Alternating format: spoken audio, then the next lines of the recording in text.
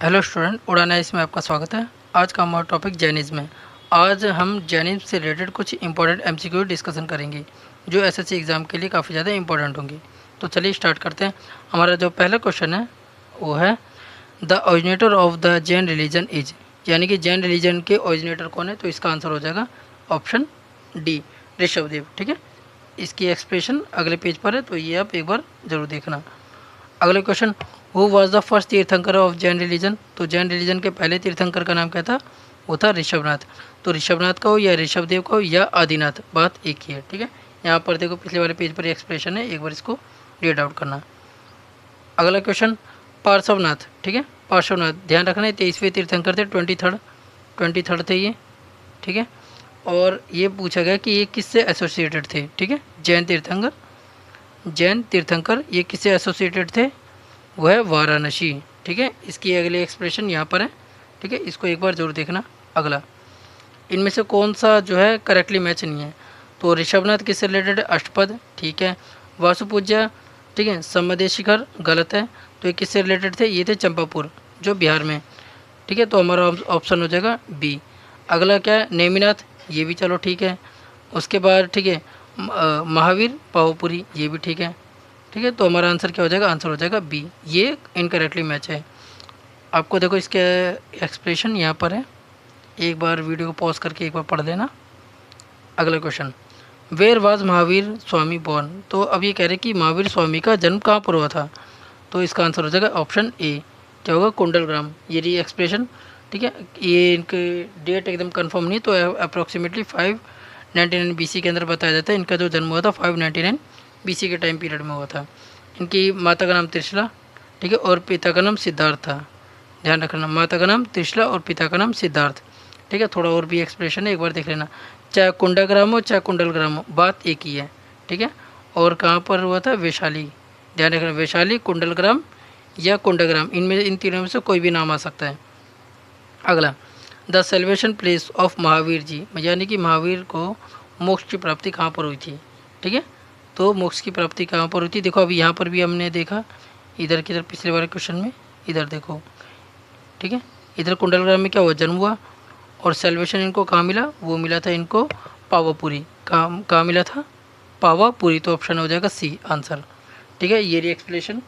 ठीक है, तो इनको मतलब सेलिब्रेशन कहाँ मिला था, पावापुरी। ठीक है, अच्छा एक और चीज़ ध्यान रख लेना, निर्वाण का यहाँ पर मतलब होगा डेथ का, डेथ से ध्यान रख लेना, निर्वाण का मतलब डेथ। जैसे पिछली बार हमने पिछली क्लास में बुद्धिज्म से रिलेटेड हमने डिस्कशन किया था, तो वहाँ पर निर्वाण का मतलब होता है एनलाइटनमेंट, यानी कि जब आपको ट्रू नॉलेज हो जाए, आपके पास अच्छा खासा ज्ञान आ जाए, उसको कहते हैं निर्वाण। लेकिन यहाँ पर निर्वाण क्या है, निर्वाण का मतलब होता है डेथ। ठीक है, तो कहते हैं इनकी डेथ जो है लगभग 72 ईयर्स की एज में इनकी डेथ हुई थी। ठीक है, 527 BC। ठीक है, और अगली चीज़ कहाँ पर हुई थी, पावपुरी। और पावपुरी कहाँ पर है, राजगीर के पास में, और ये कहाँ पर है, बिहार में। ध्यान रखना है कहाँ पर है, बिहार के अंदर, इतना आपको ध्यान में रखना है। और इनका जन्म लगभग कहाँ पर हुआ था, 599 BC में, कुंडाग्राम होगा या कुंडलग्राम होगा, वैशाली में। ठीक है, अगला एक और चीज़, जो जैन धर्म है, जैन धर्म के अंदर एनलाइटनमेंट, जो बुद्धिज्म में निर्वाण बोला जाता था, निर्वाण की जगह यहाँ पर कैवल्य बोला जाता है। कि अगर किसी को ट्रू नॉलेज हो गया, अगर किसी को ज्ञान प्राप्त हो गया, तो उसको कैवल्य बोला जाएगा कि हाँ उसको कैवल्य की प्राप्ति हो गई है। बुद्धिज्म में कहा जाता है कि उसको निर्वाण प्राप्त हो गया। अगर बुद्धिज्म में डेथ होती है तो उसको कहेंगे उसको महापरिनिर्वाण हो गया। और यहाँ पर अगर डेथ हुई है किसी बड़े संत की, तो उसको कहेंगे निर्वाण।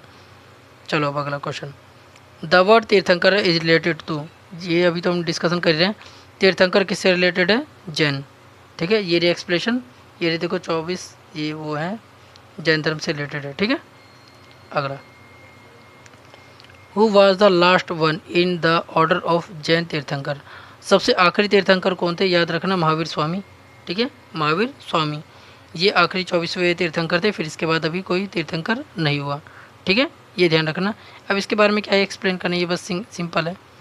अगला, ठीक है, Prabhasgiri is a pilgrimage spot of, ध्यान रखो हम जैनिज्म के बारे में पढ़ रहे हैं, तो प्रभासगिरी किससे रिलेटेड है, यह है जैन से। ठीक है, ध्यान रखना ये रहा। और ये प्रभासगिरी कहाँ पर है, ये कौशाम्बी डिस्ट्रिक्ट, यूपी, उत्तर प्रदेश। ठीक है, तो सिख जैन तीर्थंकर से रिलेटेड है ये वाली जगह, ध्यान रखना। प्रभास गिरी छठे तीर्थंकर से रिलेटेड है, ठीक है, और उनका नाम क्या था, पद्म प्रभा। 10वां question, in Jain religion which word is use for complete intellect. तो ठीक है, किसके अंदर, ठीक है, जैन रिलीजन में जिसको कंप्लीट नॉलेज हो जाती है, कंप्लीट इंटेलेक्ट अगर आ जा रहा है, तो उस सिचुएशन को हम क्या कहेंगे, केवल्य। ध्यान रखना, केवल्य, ठीक है, ये रहा, ठीक है, ये रहा केवल्य। अच्छा, एक और चीज़, महावीर स्वामी को कहाँ पर केवल्य प्राप्त हुआ था, वो हुआ था साल पेड़ के नीचे। गौतम बुद्ध को पीपल का पेड़। इनको, ये कौन सी नदी के किनारे बैठे थे, ऋजुपालिका। गौतम बुद्ध कौन सी नदी के किनारे बैठे थे, उसका नाम था निरंजना। क्या नाम था, निरंजना। इनको, महावीर स्वामी को कहाँ ज्ञान प्राप्त हुआ था, जिरिम्बिक विलेज, गांव का नाम क्या है, जिरिम्बिक। और गौतम बुद्ध को बोध गया, ध्यान रखना। अगला, on the banks of which river did Mahavir Swami attend enlightenment. अब देखो, ध्यान रखो, देखो दोबारा देखो वही वाला क्वेश्चन, एनलाइटनमेंट इनको कौन सी नदी के किनारे मिला था, आंसर हो जाएगा डी, ऋजुपालिका, ठीक है, ये रहा एक्सप्रेशन। अगला देखो, the doctrine of three jewels, देखो ध्यान रखना, three jewels, three jewels, Buddhism में 3 रत्न थे, त्रिरत्न, क्या कहते हैं, बुद्ध धम्म संघ थे, इनमें 3 जेवल्स है, राइट, फेथ, एक्शन, नॉलेज, ठीक है, फेथ, एक्शन, नॉलेज, किसमें, ये जैनिज्म में। बुद्धिज्म में क्या है, बुद्ध धम्म संघ, इनमें क्या है, फेथ, एक्शन, नॉलेज। अगला, ठीक है, ये नहीं देखो एक्सप्लेशन है, एक बार वीडियो को पॉज करके इसको ज़रूर देखना आप एक बार, ठीक है, थोड़ा रीड आउट कर लेना एक बार, ठीक है, थोड़ा कुछ, ये भी काफ़ी ज़्यादा इंपॉर्टेंट है, मतलब जितने ज़्यादा क्वेश्चन इंपॉर्टेंट है उससे भी कई गुना ज़्यादा ये इसकी एक्सप्लेशन इंपॉर्टेंट है, ठीक है। चलो अब आगे, त्रिरत्न यानी 3 जेवल्स किससे रिलेटेड है, ये फिर वही जैनिज्म, सॉरी,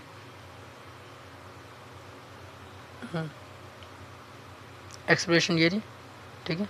अगला, ठीक है, the correct of Anuvrat word advocated by. अब देखो, अनुव्रत, अनुव्रत जैसे आज के टाइम हम नॉर्मली व्रत रखते हैं, उस समय इनके में व्रत का मतलब भी कुछ अलग था। अनुव्रत का मतलब 2 तरीके के व्रत थे, एक महाव्रत और एक था अनुव्रत। अनुव्रत जो नॉर्मल लोगों के लिए था, जो सिर्फ जैन रिलीजन को फॉलो करेंगे। महाव्रत यानी महास का मतलब समझ में आ रहा होगा कि काफ़ी महान चीज़ जो होगी, कोई बड़ी चीज़ होगी, तो कोई साधु संती भाई कर सकता है। अगर धर्म के अंदर कोई महान चीज़, त्याग, तत्परता अगर कोई कर सकता है तो साधु संती होंगे। तो जैनिज्म में अनुव्रत था, और व्रत को वैसे 2 भागों में बांटा गया था, एक अनुव्रत और एक महाव्रत, ठीक है। तो अनुव्रत नॉर्मल लोगों के लिए था। देखो बस ध्यान रख लेना, बस पहले इसके 5 व्रत देख लो, क्या क्या, अहिंसा, सत्य, ब्रह्मचर्य, अस्त्य, अपरिग्रह, ये है। अब अनुव्रत में क्या होगा, अनुव्रत में बस ये ब्रह्मचर्य को हटा दो, बाकी चारों चीज़ें रख दो, वो होगा अनुव्रत। ब्रह्मचर्य आपने सुना होगा, साधु संत ज़्यादातर क्या होता है, ब्रह्मचर्य होता है उनका, कि भैया हमने शादी वादी सब चीज़ें मतलब त्याग दिया, हमें ना शादी ना घर परिवार कुछ नहीं, अब हम सिर्फ मोक्ष की प्राप्ति करेंगे, हमें सबसे अलग रहना है। तो ये होता है ब्रह्मचर्य, कि एकदम ही सबसे दूर हो जाता है अपनी फैमिली वैमिली से, सब कुछ। तो जो आम व्यक्ति है वो कहेगा भाई हम भी दूर रह ले क्या, तो कहेंगे नहीं आप मत दूर रहो।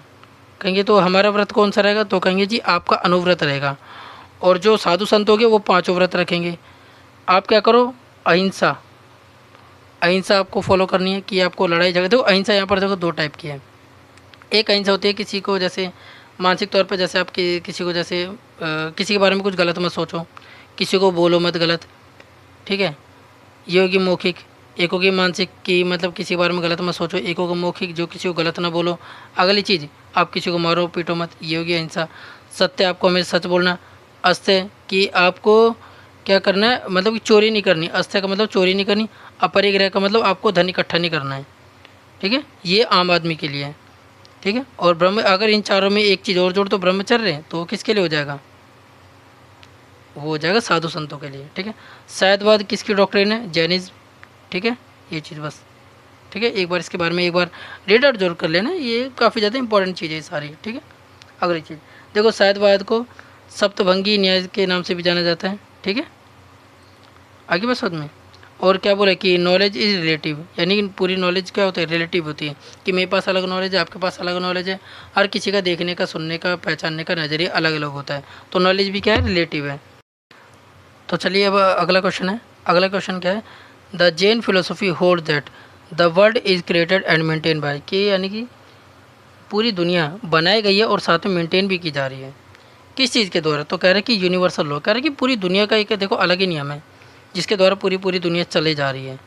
ठीक है, तो ये मानते हैं कि हमें पूरी दुनिया का एक अलग ही नियम है जिसके द्वारा मतलब पूरी दुनिया चल रही है, मेंटेन की जा रही है। ठीक है, हर एक चीज़ मतलब बनती बिगड़ती रहती है। ठीक है, अब क्या, universe and all its substance are eternal, मतलब पूरी यूनिवर्स जो है और उसका जो सब्सटेंस है ये एवर लास्टिंग है, एटर्नल है, कि कभी ख़त्म नहीं होना। जो जैसा वो चलता ही रहेगा, चलता ही रहेगा, ये कभी रुकने वाला नहीं है। ठीक है, और जितने भी सब्सटेंस है इन सब में थोड़ा थोड़ा धीरे धीरे करके देखो चेंज आता रहता है। देखो सूरज भी है भाई, देखो उसमें भी धीरे धीरे करके चेंज आ रहा है। ठीक है, आने वाले टाइम में वो कैसा होगा कैसा नहीं वो तो आगे जा करके देखा जाएगा, लेकिन चेंज ज़रूर होगा, हर चीज़ में चेंजेस ज़रूर हैं। ठीक है, एक और भी चीज़ देखो, previous forms give way to new ones without losing their inherent qualities, मतलब जो प्रीवियस थिंग्स होती है वो जैसी रहती है वो उसी के हिसाब से नई चीज़ भी आती है। ठीक है, तो एक बार इसके बारे में थोड़ा सा देखना जरूर कि ये चीज़ें यूनिवर्सल लॉ के हिसाब से हमारी पूरी दुनिया जो मेंटेन की जा रही है और उसी के द्वारा ही बनाया गया है। अनेकांतवाद, अनेकांतवाद किसके द्वारा दी गई फिलोसॉफी? जैनिज्म के द्वारा। अगला, यानी जैनिज्म से रिलेटेड है ना ये वाली अनेकांतवाद। ठीक है, ये इन्हीं की कोर फिलोसॉफी है। Anekantavada is the core theory of and philosophy of Jainism. It is a metaphysics, metaphysics का मतलब यही जो हम बाकी जो धर्म वर्म की जो बातें करते हैं वो एक टाइप का मेटाफिजिक्स है।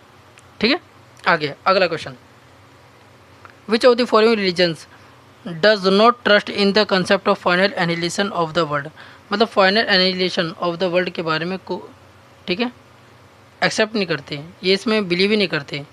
ठीक है, मतलब इनका कोई ट्रस्ट ही नहीं है इसके अंदर final annihilation of the world में, मतलब ये एक कंसेप्ट है, इस वाले कंसेप्ट में ये सब बिल्कुल भी गौर ही नहीं करते। तो कौन है वो? जैनिज्म। ठीक है, अगला अगला क्वेश्चन 20वां, the basic point of Jainism, मतलब जैनिज्म का मेन पॉइंट क्या, मेन फोकस क्या? Non violence. ठीक है, हमने 5 इनके अनुव्रत की सॉरी हमने इनके 5 महाव्रत देखे थे और उनमें भी 4 अनुव्रत हैं और चारों अनुव्रत के अंदर भी सबसे मोस्ट इंपॉर्टेंट क्या है? नॉन वायलेंस, अहिंसा, ये इनका कोर पॉइंट होता है।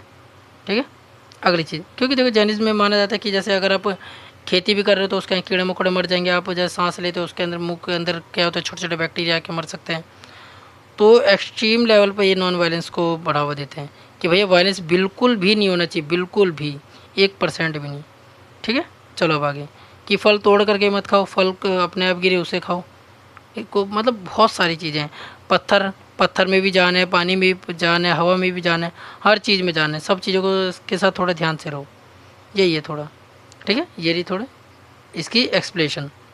अगला, यापनीय वाज द सेक्ट ऑफ, अब देखो यापनीय किसका सेक्ट है? जैनिज्म का। ठीक है, जैनिज्म यापनीय। ठीक है, ये इसके एक्सप्रेशन है, आगे चलो अब हम करते हैं। ठीक है, अब ये भी चलो थोड़ा सा देख लो, यापनीय कहाँ किससे निकला है? दिगंबर से। ठीक है, 2 भाग थे, श्वेतांबर और दिगंबर। ठीक है, श्वेतांबर और दिगंबर। श्वेतांबर सफ़ेद कपड़े पहनते थे और दिगंबर जो कपड़े नहीं पहना करते थे, बिना कपड़ों के रहते थे ये सब, और आज भी रहते हैं सब ऐसे। With reference to the religious practice in India the Sthanakvasi sect, अब जो स्थानकवासी किससे बिलोंग करते हैं? वो करते हैं जैनिज्म से। ठीक है सॉरी, इससे पहले हमने कौन सा देखा? यापनीय, एक और स्थानकवासी एक्सप्रेशन। ठीक है, यहाँ पर है, एक बार जरूर देखना। तो स्थानकवासी किससे रिलेटेड है? श्वेतांबर। देखो एस से Sthanakvasi, S S Shvetambar, Sthanakvasi S S, ध्यान रख लेना बस। ठीक है, वर्ड एसोसिएट करो थोड़ा बहुत, तो मतलब क्या होता है, थोड़ा इजी वे में थोड़ा याद रह जाता है। ठीक है, कि जब आपके सामने जब कुछ क्वेश्चन आता है तो आप इजीली आप इसको एलिमिनेट कर लेते हो। अब देखो कह रहे विच of the following is the earliest Holi book, मतलब सबसे पुरानी, मतलब सबसे पहले जैन रिलीजन की कौन सी होली बुक लिखी गई थी, मतलब सबसे पुरानी कौन सी बुक है? तो 14 पूर्वज है। ठीक है, ये रहा इसका है, ये इसकी एक्सप्रेशन है 14 पूर्वज के बारे में। ठीक है, एक बार इसको रीड आउट जरूर करना। अगला, in which of the following languages was the earliest Jain literature compiled, तो मतलब ये कह रहे हैं कि जैनिज्म की सबसे पहली स्टार्टिंग में जो लिटरेचर जो लिखे गए कौन सी भाषा में लिखे गए थे, इनकी भाषा बतानी है। तो लिटरेचर कौन से थे इनके? अर्धमगधी में। कौन सी भाषा में थे? अर्धमगधी, आंसर हो जाएगा ए। ठीक है, ये री एक्सप्रेशन। ठीक है, अगला, which of the following place is known as a place of pilgrimages because of being related to Parshvanath. अब देखो कौन सा प्लेस है जो पार्श्वनाथ से रिलेटेड है, पार्श्वनाथ से रिलेटेड है, तो क्या कौन सा आंसर हो जाएगा, सम्मेद शिखर। क्या हो जाएगा, सम्मेद शिखर। ठीक है, ये रहे इसके एक्सप्रेशन, एक बार ज़रूर देखना इसके बारे में। ठीक है, वीडियो पॉज कर लेना और थोड़ा एक बार रीड करना। तो एक चीज़ ये भी देख सकते हो पार्श्वनाथ किससे रिलेटेड थे, इक्ष्वाकु डायनेस्टी। ठीक, चलो अब आगे। Which one of the following is not a part of early Jain literature. अब जो अर्ली जैन लिटरेचर से कौन सी चीज़ रिलेटेड नहीं है, आंसर हो जाएगा ए, थेरी गाथा। अब थेरी गाथा आपके एनसीईआरटी में भी है। ठीक है, थेरी गाथा, थेरी गाथा किससे रिलेटेड है, ये है बुद्धिज्म से, बुद्धिज्म से रिलेटेड है। ठीक है, अगला थेरी गाथा ये रहा, देखो एक्सप्रेशन रीड आउट जरूर करना है आपको। ठीक है, who was the first founder of Shvetambar creed during the first partition of Jain creed. इसका आंसर हो जाएगा स्थूल भद्र। ठीक है, स्थूल भद्र। देखो ध्यान रख लेना, ये रहेंगे श्वेतांबर में और इन्होंने जो चलाया वो थे दिगंबर। ठीक है, भद्रबाहु। अब देखो इसकी एक छोटी सी बस कहानी है। जो चंद्रगुप्त मौर्य थे उनके टाइम पीरियड में लगभग 12 साल तक का एक फैमन आया था। लोगों को खाना तक नसीब नहीं हो रहा था, बहुत ज़्यादा दिक्कत उक्कत हो गई थी, काफ़ी बड़े लेवल पे फैमन आया। तो भद्रबाहु उनसे मिलते हैं, तो उनको अपने साथ लेकर के जाते हैं साउथ इंडिया की तरफ में, कर्नाटका की तरफ में। और वहाँ पर क्या करते हैं कि साउथ इंडिया में ये संभालता है पूरा जैनिज़्म को। ठीक, और वहीं पर ही जो है चंद्रगुप्त मौर्य ने अपनी जान दे दी थी, मतलब अपना उन्होंने सल्ले खाना की नीति अपनाई, सल्ले खाना। ठीक है, सल्ले खाना, सल्ले खाना, सल्ले खाना की नीति का मतलब ये होता है जैनिज़्म में कि कोई पर्सन है तो वो अपना खाना बिल्कुल ही छोड़ देगा जब तक कि उसकी डेथ ना हो जाए। ठीक है, और ऐसा किसने किया था, चंद्रगुप्त मौर्य ने। ऐसा क्यों किया था, क्योंकि उनका ये मानना था कि अगर जितना टाइम मैं खाना खा रहा हूँ, अगर मैंने ये खाना छोड़ दिया तो मेरे बदले में कुछ और भी लोगों को खाने मिलेगा। जैसे आपने देखो अमीर लोग हैं, एक गरीब आदमी है, सस्ता सा खाना खाएगा, थोड़ा सा खाना खाएगा, ये चीज़ है। अब एक जो अमीर आदमी होगा उसके पास ना कितने तरह 56 भोग तरह के खाने होते हैं उसके पास। तो उन्हें ये सोचा कि क्यों ना मैं अपना खाना अगर छोड़ दूँ तो यही मेरे से खाना गरीबों को दूसरों को मिल जाएगा। तो इसी तरीके से उन्होंने क्या किया, चंद्रगुप्त मौर्य ने अपना खाना छोड़ दिया। ठीक है, और फिर उनकी डेथ होगी। लेकिन फिर उसके बाद ये जो भद्रबाहु जब उत्तर में गए, उत्तर में जो जैनिज़्म था ये किसके अंडर में चल रहा था, स्थूलभद्र के अंडर में। और स्थूलभद्र ने कौन से मतलब कि जैनिज़्म को स्टार्ट कर दिया, श्वेतांबर। ध्यान रखना। ठीक है, तो यही पूरी स्टोरी यहीं पर ही है, एक बार देख लेना आप। ठीक है, रीड आउट कर लेना वीडियो को पॉज करके। अगला, the first disciple of Lord Mahavir was. अब देखो महावीर स्वामी का पहले डिसिपल कौन था, ये था जमाली। ध्यान रख लेना ये इनका रिलेटिव था जमाली। ठीक है, आंसर ए। तो एक बार इसका रीड आउट जरूर करना है। ठीक है, तो ये कौन था, एक सन इन लॉ। ठीक है, सन इन लॉ। ठीक है, अगली चीज़, श्वेतांबर आगम was finally edited at the Jain council of. अब देखो श्वेतांबर आगम, ठीक है, इनको श्वेतांबर आगम को कौन सी जैन काउंसिल में ऐड किया गया था, तो वो था पाटलिपुत्र। जो पाटलिपुत्र में जो जैन काउंसिल हुई थी उसके अंदर श्वेतांबर आगम को ऐड किया गया था। अच्छा, आगम का मतलब क्या, जो इनके लिटरेचर थे।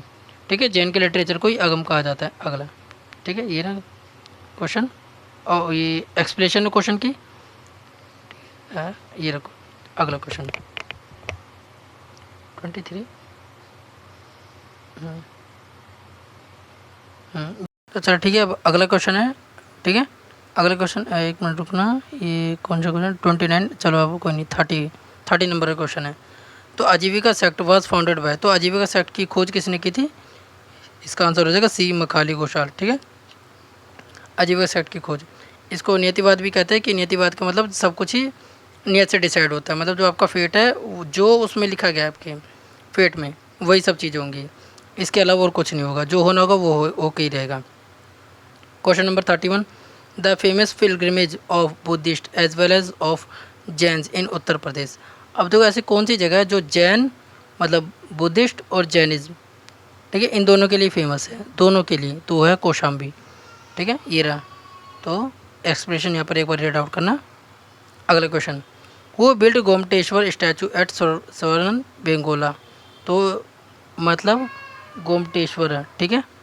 स्टैचू कहाँ पर है? श्रवण बेंगोला, श्रवण बेलगोला। और ये कहाँ पर है? कर्नाटका। कहाँ पर है? कर्नाटका, कर्नाटका, ठीक है। तो इसको बनवाया किसने था? आंसर हो जाएगा ए, चामुंडराय, ठीक है। एक बार इसकी एक्सप्रेशन देख लेना, ठीक है। अगला क्वेश्चन है, अगला क्वेश्चन है, ठीक है। महामस्तकाभिषेक, देखो ध्यान रखना ये महामस्तकाभिषेक ये किसके, ठीक है। A great religious event is associated with and done for who of the following. अभी किससे एसोसिएटेड है महामस्तकाभिषेक? बाहुबली। तो बाहुबली भी किससे रिलेटेड है? जैन से, ठीक है, जैनिज्म से। और ये महामस्तकाभिषेक हर 12 साल में ये होता ही है, ठीक है।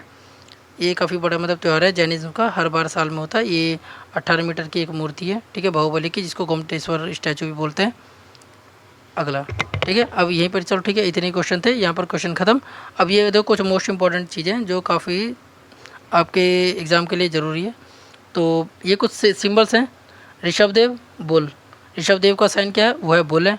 अजितनाथ का एलिफेंट, संभवनाथ का हॉर्स, ठीक है, पद्म प्रभा का लोटस, सुपरसवनाथ का सथिया, मल्लीनाथ का कलश, नेमिनाथ का नीलकमल। देखो एंड देखो नेमिनाथ, ठीक है, ये नीलकमल और एक नेमी, ठीक है, और एक है नेमिनाथ, एक और भी है, दो नेमिनाथ है, ध्यान रखना, ठीक है। ये है नामीनाथ, सॉरी, ये एक नामीनाथ, इसमें ना आ का डंडा आएगा।